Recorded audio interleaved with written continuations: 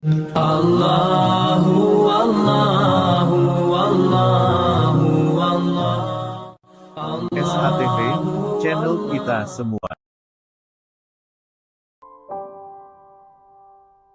Jadi teman sekalian, kalkulasinya jangan salah. Jadi gini loh, sekali lagi terakhir, jangan dipikir kalau Anda fokus memprimerkan akhirat lantas Anda kehilangan dunia. Coba saya ingin ini, kowe, ini saran saya kepada jamaahnya sekarang ini ya. Kamu jualan makanan, kamu bikin warung ya.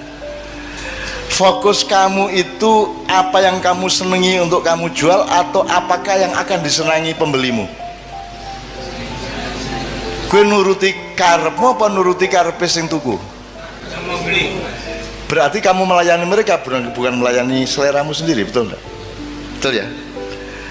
Dan selama kamu buka warung itu, kamu melayani mereka dengan baik, bersikap dengan baik, bersih warungnya, wangi, pokoknya sarwa mengenakkan mereka. Kamu tidak berpikir pembeli akan datang banyak atau tidak, yang penting kamu fokus melayani. Saya oleh Allah diberi fadilah berupa pinter dagang makanan, maka saya lakukan itu. Sementara nek kowe fokusit ila dunya, piye carane ngemplang, ya ta?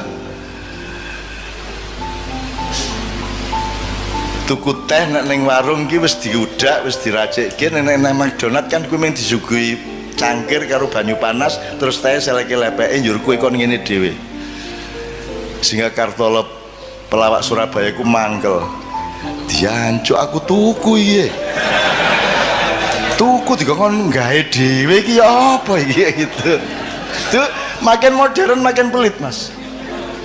Saya tidak tahu kantin di kampus UNES atau di Undip itu mahasiswa antri terus red itu ya, itu bayar sik lagi mangan apa mangan sik lagi bayar?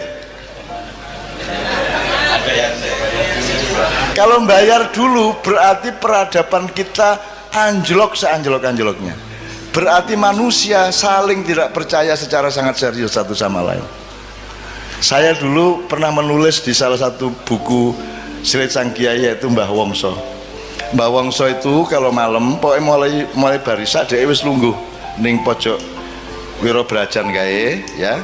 Pokok iki mikul saka Mas iki kuno ini pikulannya di tengah, ditaruhin kompor sama meja, terus ini nggone panganan-panganan, sego-sego kucing, kene jajan-jajan sak pituruti, terus kompor gelas di sekitar dia.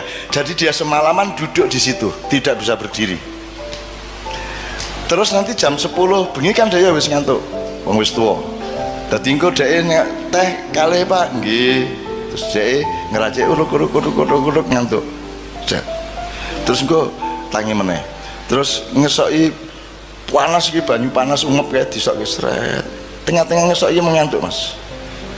Terus sampai tumpah dari gelasnya itu nyiprat nang pupune lagi dhek tangi meneh ngono kae. Pokoknya nek arep ndelok hiburan gratis pokoke nang Mbah Wongso. Iki mesti ngontak ngantuk, mesti nginang ngene kae mergo kecipratan kuwi. Bagaimana orang jualan ngantuk semalaman dan dia tidak mengontrol tempenya habis berapa, Pak itu tadi ngabisin kerupuk berapa dan seterusnya, dia tidak mengontrol. Saya hidup ini tidak untuk berjualan atau mencari laba. Saya hidup ini menjalankan dharma bakti saya sebagai hamba Allah. Aku iso ning ngene iki, tak lakoni ngene iki kanthi tenanan. Perkara kamu bilang makan tempe telu kok ngaku siji, kowe kerupuk 14 ngaku ming 4. Aku duwe kanca biyen kerupuk seneng banget deh. Jadi nak hitung-hitungan, lem nasi berapa? 2,5. Teh 2. Kerupuk 19.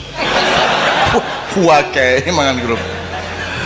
Dan itu saya zaman aku kaya sak umur gue ya, podo wae melarat aku dibanding gue saya. Kira gue iso tuku pulsa biyen ra ono.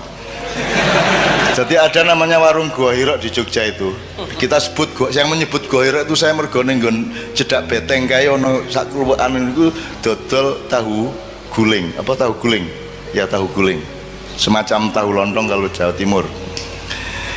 Saya sama teman-teman seniman makan tahu guling 3, apa kerupuk berapa, tempe berapa, teh berapa, kopi berapa. Terus bu sampun bu, jam 2 bengi kae. Nggih nak, napa mawon niki tahu gulingnya sekawan. Nggih. Teh panase sekawan tambah kopi kalih. Nggih. Tempene wau pira 7. Nggih. Kerupuke 20 nggih gitu ya. Pokoke nggih. Mpun, pinten Bu? Napa wau?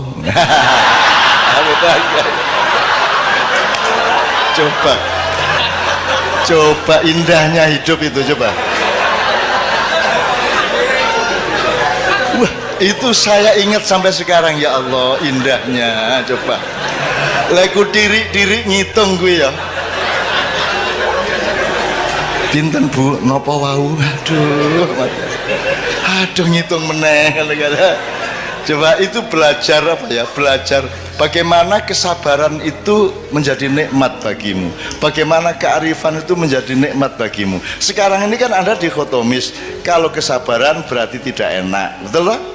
Kalau melarat berarti sengsara. Itu salah kamu. Nanti dulu kamu dapat uang, kamu nikmati uang dengan atau secara akhirat, dan kamu tidak punya uang, kamu nikmati secara akhirat. Kalau uang dinikmati secara dunia gampang, tapi kalau tidak punya uang, satu-satunya jalan menikmatinya adalah secara akhirat. Betul enggak? Nah, jadi kalau kamu punya uang, kamu menikmati secara dunia bisa, secara akhirat bisa, double. Kalau kamu tidak punya uang, orang yang keduniaan tujuannya, dia tidak bisa menikmati tidak punya uang, karena dia tidak bertujuan akhirat. Tapi kalau kamu punya tujuan akhirat, kemelaratan pada momentum tertentu itu adalah kenikmatan akhirat. Tenang dek kui. Makanya sudahlah, pertimbanganmu itu akhirat terus, supaya dunia itu menjadi kamu kuasai. Nah, pesan saya gini, teman-teman sekalian, Anda tahu yang ini di ilmu ini kan Pak Saratri kan mengajar ilmu-ilmu sosial juga ya Ustadz ya. Kan ada istilah first world country, second world country, dan third world country. Ada di sejak tahun 70-an dunia dibagi 3. 1 negara dunia 1, kelas 1. Nomor 2 negara dunia kedua, terus negara dunia ketiga. Yang 1 itu Amerika, Eropa. Yang kedua itu dulu itu masih Jepang, Cina, dan seterusnya. Kita ini negara dunia ketiga paling asor, paling isor dewi. Kita ini dengan bangga, dosen-dosen di Undip dengan bangga, kita sebagai warga dari negara dunia ketiga lo malah bangga ya. Saya ingin katakan sama Anda semua, 10 tahun ke atas, 10 tahun sejak sekarang dan kemudian, Amerika akan menjadi negara dunia kedua, Eropa akan menjadi negara dunia kedua, jadi dia akan turun kelas. Afrika, Amerika Latin akan tetap menjadi negara dunia ketiga. Tapi Pasifik, negara-negara Asia Pasifik dari Indonesia sampai Cina di utara, ada Thailand, ada Myanmar, ada Kamboja, ada Vietnam, ada semuanya, akan menjadi negara dunia pertama. Dia akan menjadi first world country. Pusat perekonomian dunia akan ada di wilayah Asia Pasifik. Indonesia akan menjadi bagian dari supremasi ekonomi dunia dalam waktu tidak lama lagi. Neng dudu wekmu.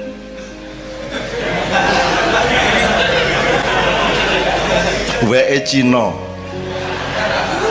ya, dipimpin oleh Cina, karena Cina tega melakukan yang kamu tidak mungkin melakukan, karena Cina mau melakukan yang Anda tidak mau melakukan, karena Cina tidak punya selawatan, tahlilan, dan lain sebagainya. Kono pokoknya ndolek duit terus, sementara kue kayak penggawean, tahlilan, grebek, pengajian gitu. Apalagi Pak? Selawatan, ma'iyahan, manakipan, segala oke banget penggawean, sehingga konsentrasi keuangan dan materialismenya turun gitu ya. Nah teman-teman sekalian, yang saya ingin omongkan di sini, dengan sudah ada bekal wabtagi ad-darul akhirah fima atakallah, itu ya kalimatnya, diingat-ingat, carilah akhirat pada atau di dalam apapun yang Allah kasih. Apa wae kowe dikai Gusti Allah, apa wae dolek ono akhirate, ngono ya misalnya. Oke. Nah teman-teman sekalian, Anda mau apa sekarang? tahun 2025 ke atas. What are you going to do? Kamu mau apa?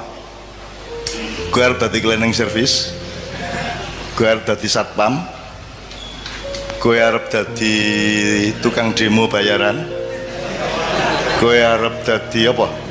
Gue harus jadi pengemis, gue proposal nang dindi, gue pura-pura jadi wong kritis padahal dikongkon satu pihak untuk demo pihak yang lain. Gue harus jadi apa? Gue harus jadi wong ngemis. Gue wong Jawa ya rata-rata ya. Gue milih ndi? Mati kaliren opo mangan tapi barang colongan. Tenan iki. Ngene, gue tahu ngerti to ceritane ana macan digodha kancil. Muangkel banget to kancil kuwi. Muangkel macane. Akhire diuber mlebu alas kae semak-semak ilang. Akhirnya ana kebo. "Boh, ngerti ra ning ndi kancil mang?" Ngerti jare kebo ngono. "Ning ndi nanti, Bu?" "Ya tak dudu ning ambung sik bokongku." Akhirnya macan nyium pantatnya. Terus kerbau menunjukkan ini kono mau ning nggon semak-semak kono kae. Wah, macannya lari. Oh, ada bener, lari lagi, hilang lagi. Ketemu babi. Bibi, kowe ndelok kancil ora? Ana ki mau mlayu rono. Ning ndi persisnya ning ndi? Ambung sik silitku. Akhirnya si macan ngambung silit babi. Didudui sama babi. Pokoknya ning kono kae ana wit-witan ketoke ndelik ning wite. Parane karo macan ilang meneh. Akhirnya ketemu siri-siri. Kowe ngerti siri-siri? Ambung sik silitku nek pengen ngerti. Ora ngerti siri-siri ta? Orang ngerti siri-siri? Belum tahu krungu? Ayo nek kepingin ngerti, dilaten sik silitku. Inilah yang terjadi di Indonesia sekarang.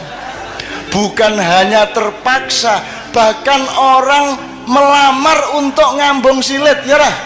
Ya ra?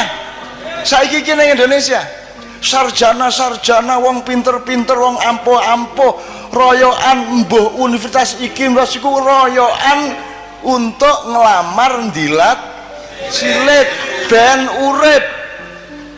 Ya ra? Ben iso mangan, ben duwe mobil apik, ben duwe jabatan, ben iso melu ngerampok. Ya ra? Wes, sesuk kowe ketemu kanca-kancane siri-siri nang ndi? Apa kuwi? Pengen ngerti kowe?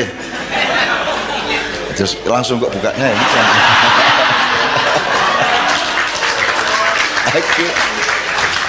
Aku nduwe kayak banget ngono-ngono kuwi. Aku nduwe kanca Pak Muzamil, orang Malang, Bang, dipecat. Dia kepala sekolah dipecat coba oleh kepala dinas gara-gara dia memainkan permainan saya. Jadi saya tuh pernah tahun 76, Anda belum lahir. Saya tuh menjadi juri lomba drama 5 kota sebanyak 53 grup, tiap malam nonton sampai jam 3 pagi, masing-masing 3 grup.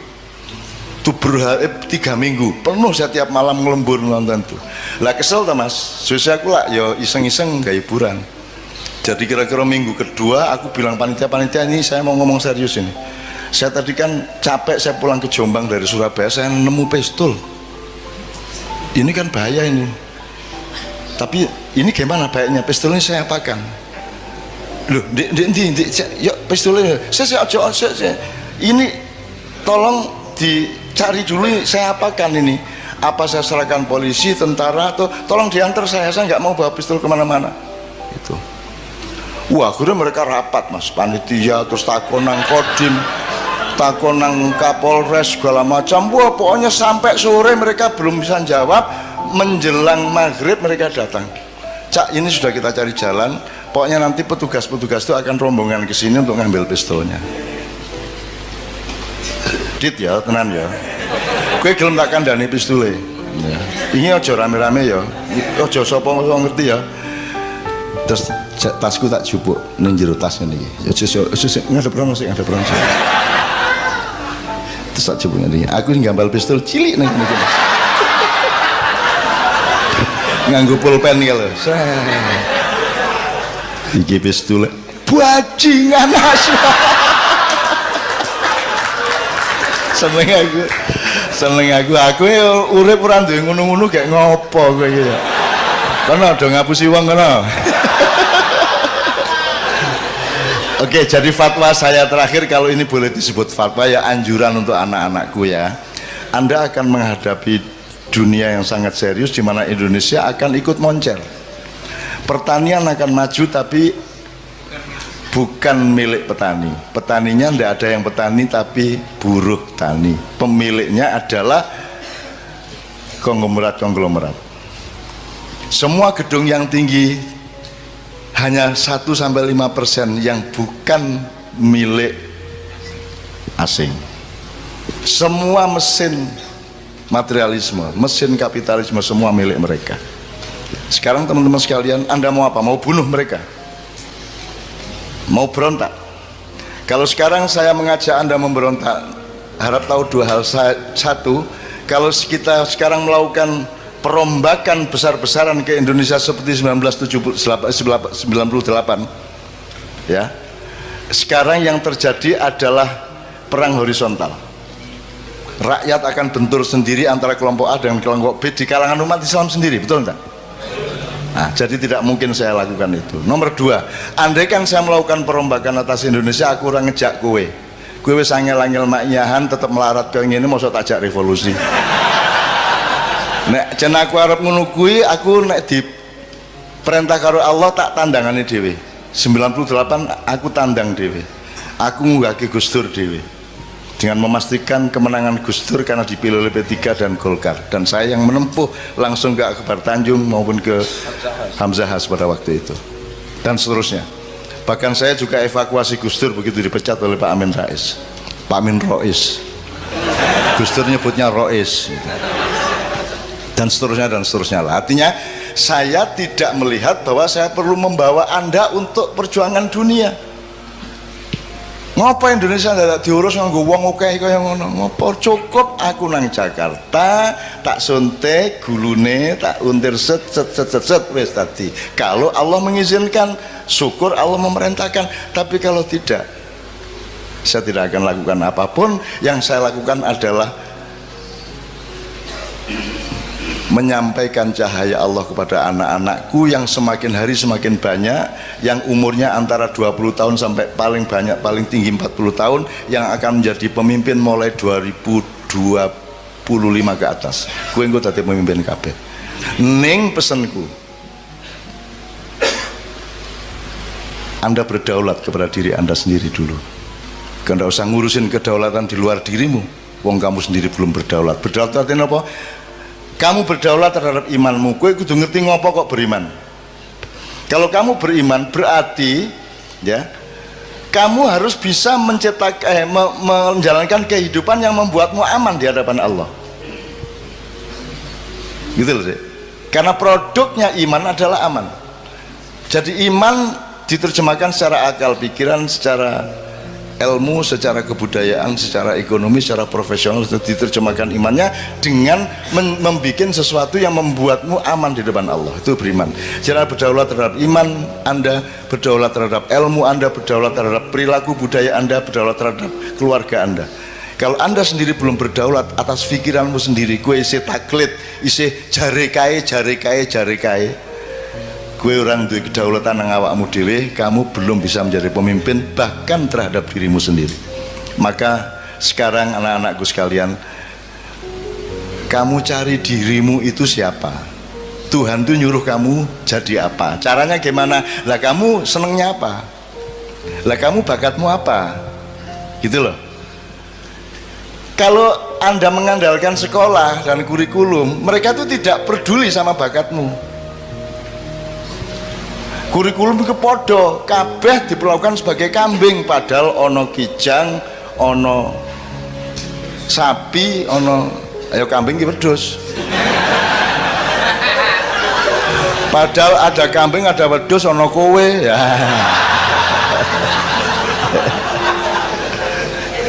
Maksud saya, mencari dirimu sendiri itu maknanya jangan muluk-muluk. Kamu punya kecenderungan apa? Mulai dilihat sekarang kamu itu. Kamu, wah aku seneng ya karo kopi iki tak dodolan, aku tak gawe warkop wae. Wah aku seneng iki nandur-nandur, tak jajal, tak jadi cilik-cilikan jadi petani organik misalnya. Aku seneng ya anu IT iki. Ya, pokoknya terserah Anda itu kecenderungannya apa, itu namanya fadilah. Faddalallahu ba'dun ala ba'din. Temukan dirimu yang Allah konsep. Kalau di sekolah kan sekolah tidak peduli sama Allah dulu kasih apa kepadamu, kan begitu. Maka kamu sendiri yang harus cari siapa dirimu, kecenderunganmu apa, bakatmu apa, dan carilah bahagia, karena bahagia itu hanya dengan Allah. Jadi kamu mosok kon dosen tapi ngersulo. Aja ngersulo. Kamu temukan nikmatnya akhirat di dalam pekerjaanmu sebagai dosen, kan begitu. Kamu jangan ngersulo. Kowe ngojek ning karo grundel benasu ngojek aku, aduh.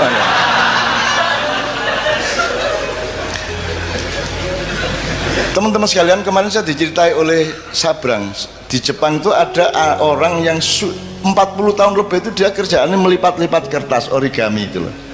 Gawe manuk, gawe perahu, gawe apa lho. Dadi petang ngono terus deh. Kan iki ngopo to iki? Bendino nglipat kertas apa to gunane apa gitu ya. Anda tidak tahu itu thariqat, itu ketekunan. Lakukan saja apa yang Allah fima atakallah. Yang Allah kasih kepadamu itu lakukan dengan istiqomah, sungguh-sungguh, tekun total sampai kamu jadi ahli yang kamu lakukan itu. Nek kue dodolan soto, kue ahli soto. Nanti ketika Indonesia menjadi negara dunia ke-1, kamu adalah pakar. Kamu direktur atas hidupmu sendiri. Kamu dibutuhkan oleh konglomerat. Bahkan kamu akan jadi konglomerat. Dan tidak apa-apa menjadi konglomerat asal kamu temukan nikmatnya akhirat di dalam konglomerasi yang kamu jalani. Gitu loh, Dek. Temukan sekarang bakatmu apa. Saya ini tidak masuk rak buku di Gramedia. Bukuku ekonomi ra cocok, sosial ra cocok, budaya ra cocok, agama ra cocok, ora ono. Akhire kudu gawe lemari dhewe ya ora. Aku parpol ra cocok, ormas ra cocok, kiai ra cocok, kabeh ra cocok, akhirnya aku gawe kursi dhewe. Dan saya bersyukur karena saya sejak kecil menciptakan kursi saya sendiri. Nyun sewu ya, saya menyembunyikan nasab saya karena saya tidak mau dipuji orang hanya karena saya punya nasab. Sementara kebanyakan tokoh-tokoh Indonesia menikmati nasabnya. Lahir procot, iki wis putune mbah iki, ngono ta? Gampang dadi ketua iki, gampang dadi kok mergo pancen putune mbah iki kan ngono. Aku ora duwe kursi iku. Dan seandainya ada, aku sembunyikan di belakang punggungku. Aku ingin menjadi fungsi, bukan menjadi siapa diriku. Gitu loh, Dek. Nah, teman-teman sekalian, temukan dirimu, temukan bakatmu dan kerjakan. Masa 5-10 tahun kamu tidak jadi pakar? Jadi misalnya Pak Ilyas, sampai dia ngerti betul dunia dosen dengan segala dimensinya. Psikologi ini mahasiswa, latar belakang ekonominya mahasiswa, budayanya mahasiswa, kampus kipiye, semua dia tahu persis. Sehingga seperti origami tadi, sekarang si bapak yang si mbah yang penggawean melipat-lipat itu digoleki NASA, karena mereka ingin bikin satelit yang efisien, yang bisa menyerap energi dari matahari tapi tidak terlalu gedabiah. Jadi harus ada lipatan-lipatan tertentu yang efisien, yang logamnya tidak terlalu berat sehingga lebih awet di angkasa. Dan itu yang bisa menguasai itu hanya seorang ahli origami. Jadi gue saiki opo tentok ke awakmu, mumpung gue isih nom, dan tekuni sampai habis. Iki tenan. Lah aku iki apa? Saya tidak menekuni bidang apa-apa karena saya bukan bidang. Saya bukan kamar, Saya bukan perabot, aku ini ruang. Aku ini menampung semua perabot. Aku terdiri dari kamar-kamar yang bermacam-macam. Kamu jangan memasukkan aku ke dalam kamar, karena kamar itu sempit bagiku dan tidak cukup, akan pecah itu kamar untukku. Ngono rek nek arep penyair ya. Ya. Maka saya tidak membutuhkan dunia ini. Karena aku disuruh menolong kalau ada yang darurat di dunia ini. Masa saya butuh dunia? Saya butuhnya Allah. Bahwa Allah kemudian menyayangi saya dengan mencuelkan dunia untuk saya, itu Allah kasih, bukan karena saya mencarinya. Dari soal istri sampai soal harta sampai soal ma'iyah, saya tidak pernah minta dan saya tidak pernah merebut dan saya tidak pernah bercita-cita. Orang tahu kok, wah tak rabi karo artis ya. Orang tahu. Pokoknya dilalah acara bareng karo Kiai Kanjeng ning Senayan, buka bareng tak lamar sini wae. Atine pengen ngelamar tak lamar. Nesu to. Ki ora tau ketemu lagi pisan ngelamar wae nesu. Nah, menurut gayanya nasib dari Allah, nek cah wedok nesu ning ati tingkat kene berarti arep dadi. Jadi nek ana cah wedok benci nang kowe, berarti nanti kalau dia mencintaimu dia akan luar biasa cintanya. Semakin dia benci kepadamu, semakin tinggi energi cintanya untukmu. Oh no. Kecuali yang tidak.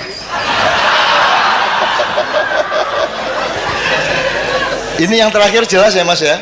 Mulai besok pagi tekuni kerjaanmu, tekuni sampai kamu jadi ahli, kamu jadi pakar, kamu menguasai betul bidangmu. 10 tahun lagi kamu, kata orang Madura gini, kata orang Madura, loh saya tidak mau ngelamar-ngelamar pekerjaan, saya tidak mau jadi karyawan, kata orang Madura. Meskipun saya cuma bikin beting itu beting, saya cuma punya pabrik beting, tapi saya direkturnya. Saya tidak mau jadi pegawai beting, saya direkturnya. Nah orang Madura itu konglomerat Mas, yang namanya Haji Lutfi ya, Lutfi ya, tidak bisa baca Mas, tapi gue ora karuan, oke, wis ora iso maca Mas. Itu karena dia tekun bener. Saya ketemu di suatu seminar seks, dia datang. Seminar seks biasanya kan bagaimana meningkatkan daya seks, menurunkan. Aduh ini terbalik ini temanya ini. Terbalik gimana Pak Haji? Saya kesini ini untuk supaya saya itu jangan terlalu tinggi saya ini seksnya. Kasihan istri saya itu. Masa saya harus cari yang umur 18 tahun terus? Kan kalau sudah umur 30 tidak kuat dia sama saya. Jadi gimana cara menurunkan seks saya ini kan? Itu deh, coba Madura gue. Dan seneng aku orang Madura gitu. Ya teman sekalian ya, jadi ahli ya, jadi ahli. Aku kira tahu tanggung-tanggung loh, ngelakoni apa wae tenanan itu tidak hanya sekarang, tenanan itu diuji oleh waktu selamanya. Kita tidak tahu masa depan sama sekali, kita tidak tahu akan meninggal umur berapa, kita tidak tahu Israel akan datang ketika kita berusia berapa. Pokoknya kita lakukan terus. Nek corone wong main remi di Jawa Timur, pokok iki kartu iki nek tak tokno badi arek iki. Gepeng kaya ilir gak tak tokno kartu iki.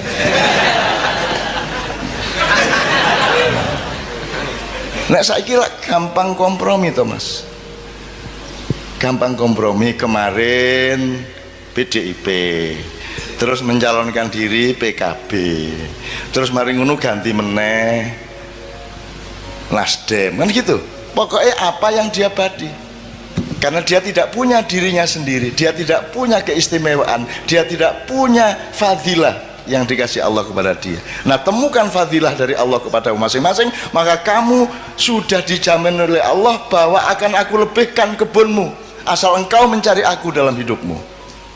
Ini ya, tepuk tangan untuk Allah Subhanahu wa Ta'ala. Sudah pernah ada kiai mengatakan tepuk tangan untuk Allah? Belum pernah ya? Kira-kira menurut fikih bagaimana? Allah tidak akan terpengaruh oleh tepuk tangan. Tepuk tangan tidak menentukan baik atau buruk. Yang menentukan adalah niatmu apa. Anda bersyukur, ya toh? Tepuk tangan untuk bersyukur toh, seneng toh, ya top gitu kan. Loh, Mas, orang itu sering karena berpikirnya materialis dan keduniaan, yang dilihat itu barangnya, ucapannya, bukan muatannya. Gitu loh, Mas. Orang tuh saking, wah, jos, Allah ki jos tenan. Isa tahu itu, Mas. Wah, top tenan Allah kan gitu. Boleh ndak itu? Kalau menurut tadi itu protokoler ndak boleh. Allahu Akbar, Allahu Akbar. Lihat nih orang lega tau nek gue wong Semarang. Allah iki jos ndak.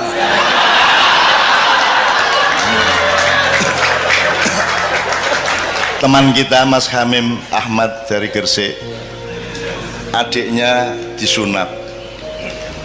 Sunat iki lah macam-macam reaksinya cah cilik. Ono sing aduh, ngono kan.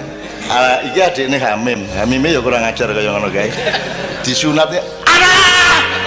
Gusti Allah matane!" Ana kuwi.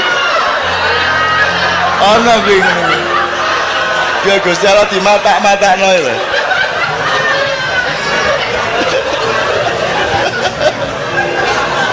Menurut Anda Allah marah ndak? Marah ndak? Lah anak cilik kok. Anak kecil kok. Cuk. Gusti Allah matane warong. Warong. Aku seneng banget ya Allah. Allah, Masya Allah, indahnya kehidupan. Anda baru bisa menemukan indahnya dunia kalau engkau bertujuan akhirat, betul enggak?